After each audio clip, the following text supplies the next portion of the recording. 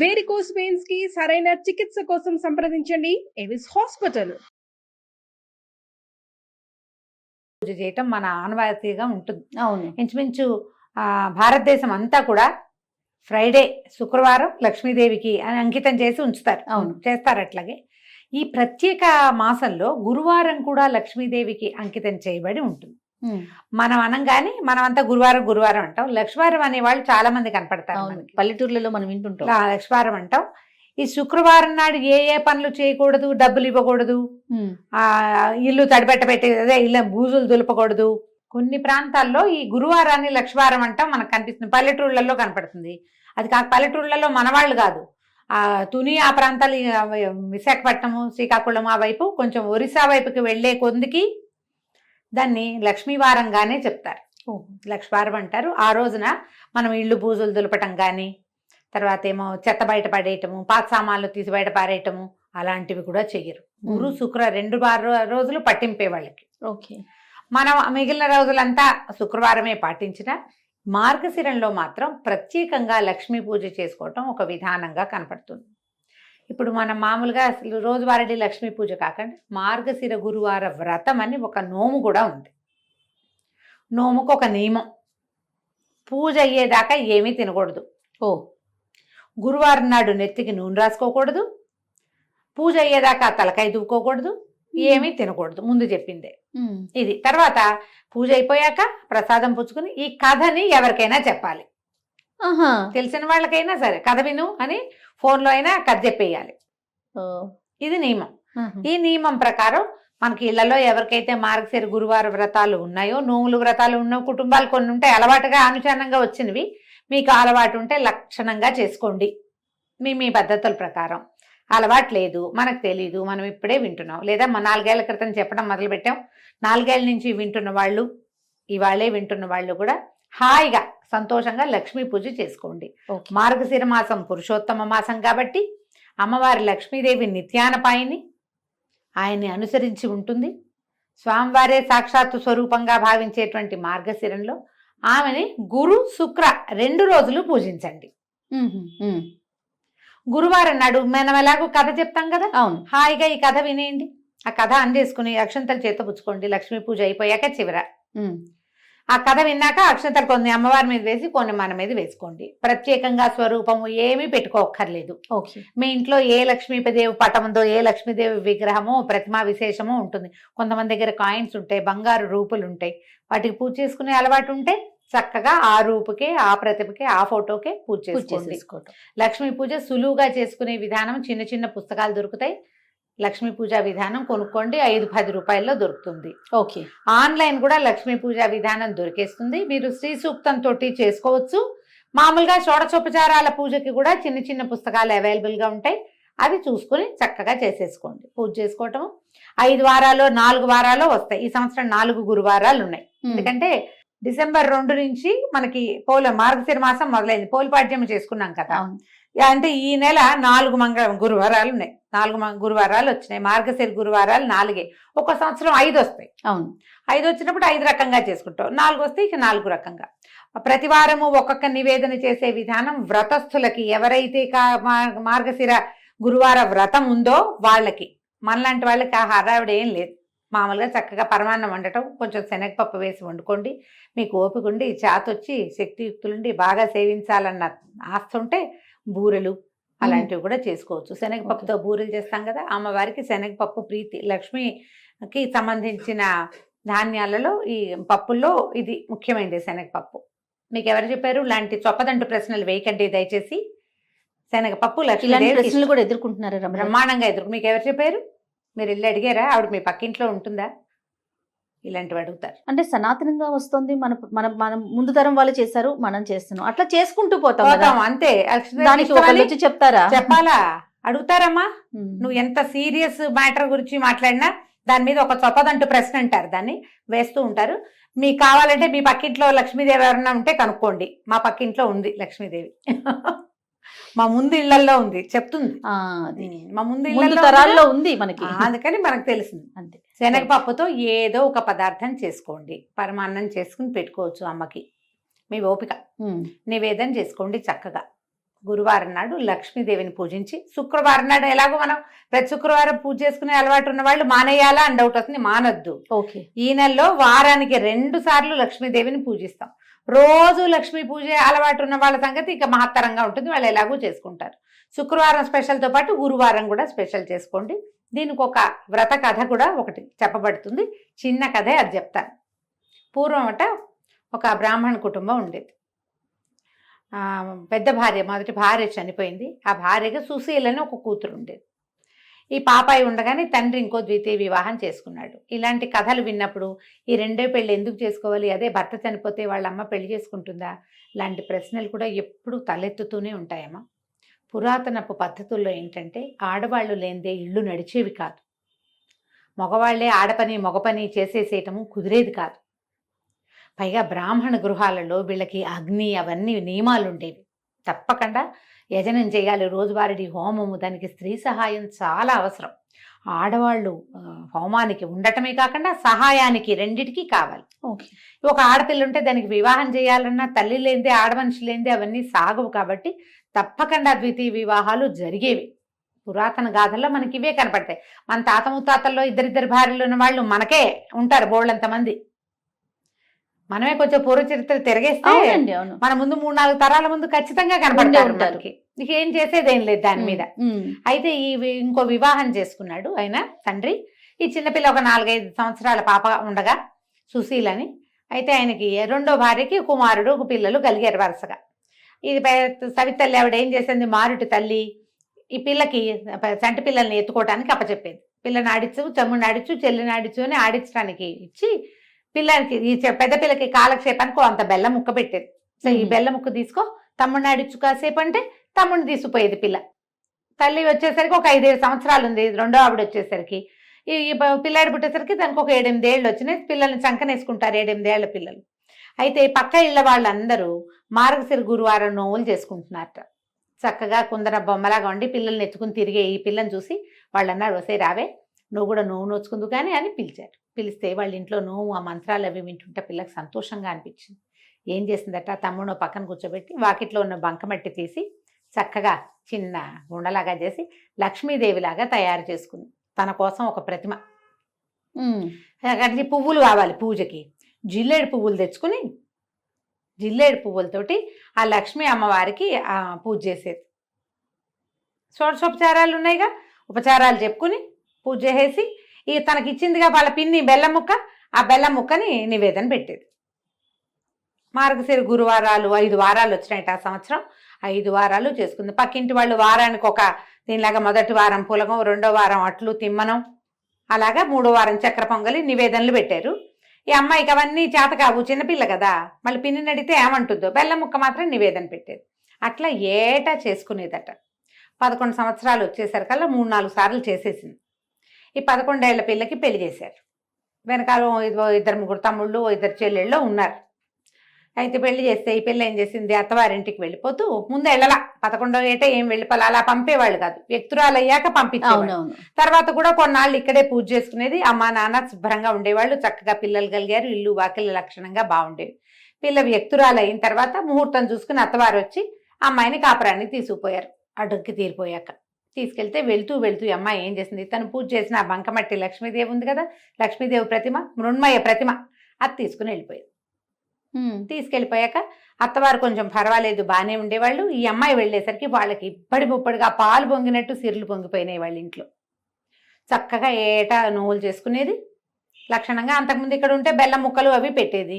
అక్కడ అత్తవారింటికి వెళ్ళాక దాని సొంత ఇల్లు, సొంత ప్రపంచంగా చక్కగా వారానికి ఒక నివేదన చొప్పున చేసుకుని లక్షణంగా వ్రతం చేసుకుని అందరినీ పిలిచి తాంబూలాలు వాయనాలు ఇచ్చి లక్ష్మీదేవికి సంతోషం ప్రీతికరంగా ఉండే పనులన్నీ చేసేది. ఇప్పుడు ఇక్కడ ఒక ప్రశ్న, లక్ష్మీదేవికి ప్రీతికరమైన పనులు ఏమిటి?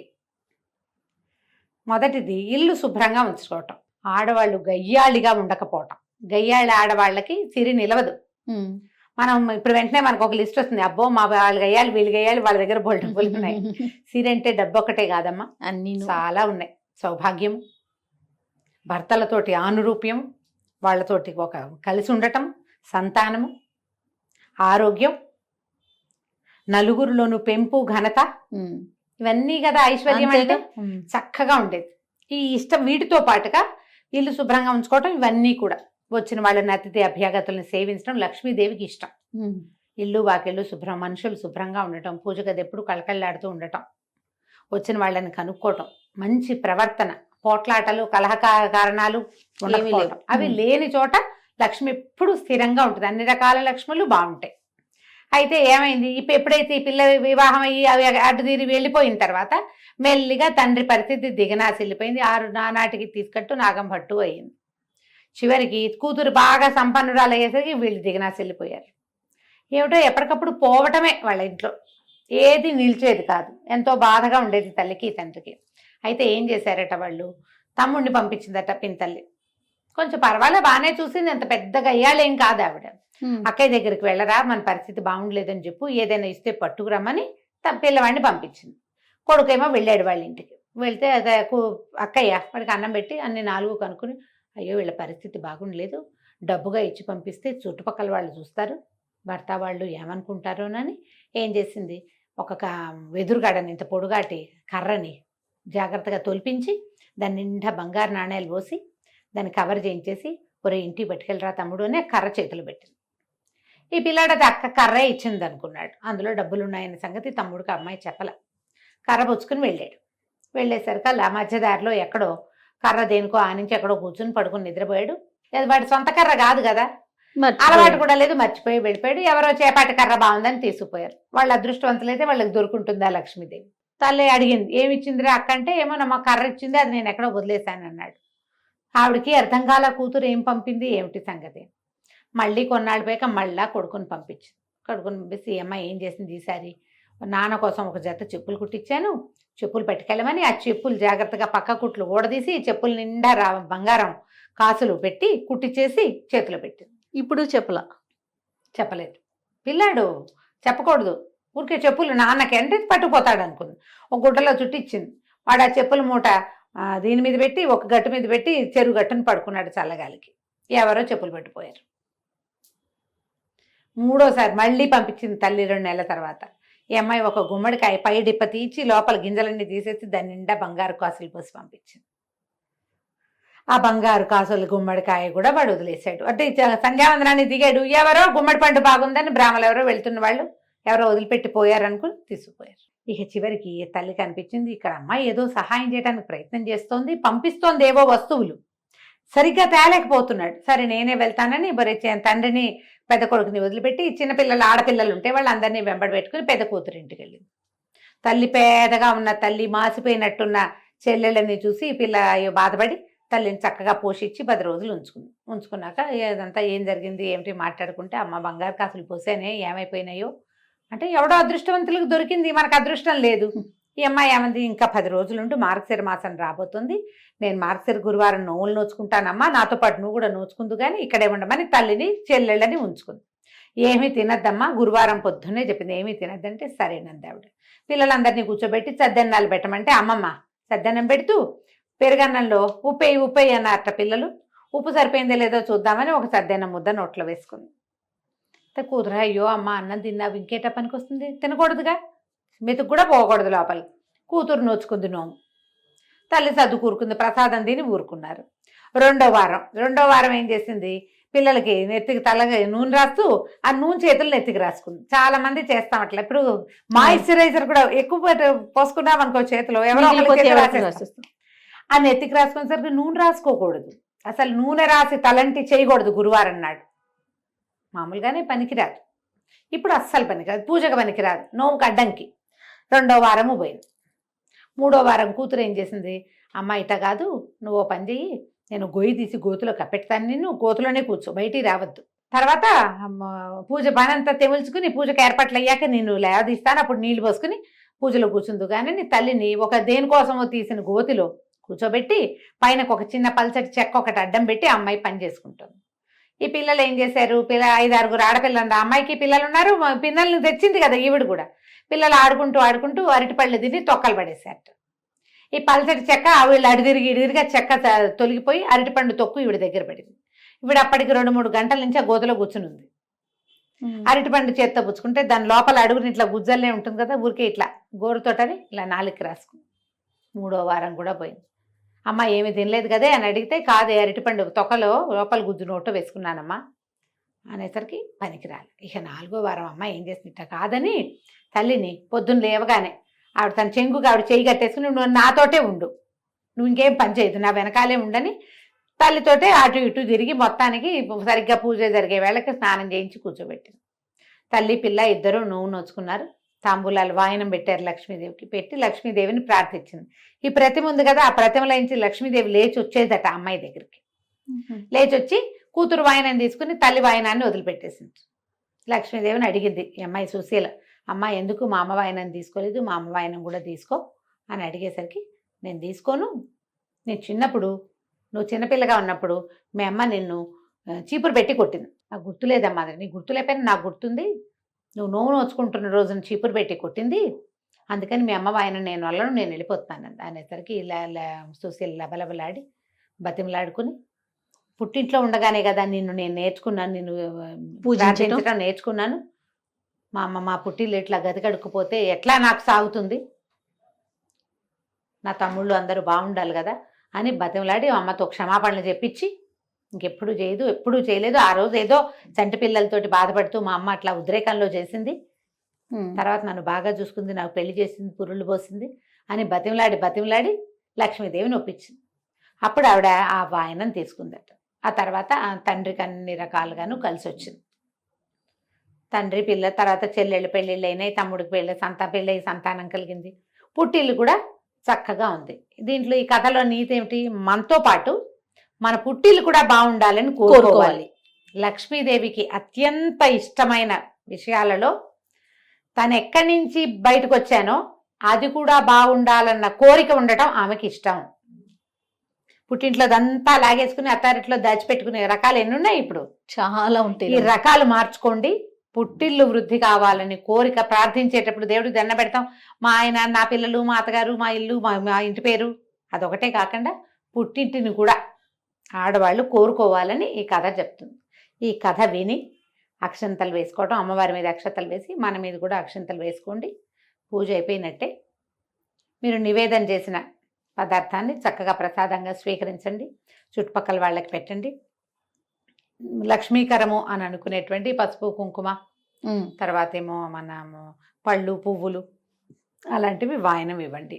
ఓకే. ఒకవేళ మీరు నోముగా చేసుకుంటే మీ ఇంట్లో ఏ రకమైన విధానం ఉందో ఆ విధానాన్ని చక్కగా పాటించుకోవచ్చు. కొత్తవి మొదలు పెట్టుకోవద్దు, నోముగా చేసుకోకండి, పూజగా చేసుకోండి. ఓకే. ఈ నోములు ఏంటంటే అత్తవారిళ్లలో ఉంటే చేసుకోవాలమ్మా, అత్తారింట్లో లేనివి కొత్త మొదలు పెడితే మీకు భయం ఇస్తుంది. లేదా మీరు ఇంకొకటి చెప్తా, ఇందులో మీకు చాలా ఉంది మనసు, ఇలా నన్ను యూట్యూబ్ అక్కయ్యల్ని ఫాలో అవ్వకుండా ఎవరైనా మీ కజిన్స్ బాగా క్లోజ్ ఫ్రెండ్స్ ఇది చేసుకుంటారనుకోండి, వారితోటి ఒకసారి వారితో దగ్గరుండి చేయించుకుని వారిని ఫాలో అవుతూ చేసుకోండి. ఒకవేళ మీకు ఆస్తుండి మనసు ఉంటే గనక కావాలంటే ఇలా చేసుకోవచ్చు. కానీ ఇలా పై వాళ్ళు ఎవరో చెప్తే కాదు, కంటితో చూసి నేర్చుకుని చేసుకోండి. తప్పకుండా. నమస్తే. నమస్తే జీ.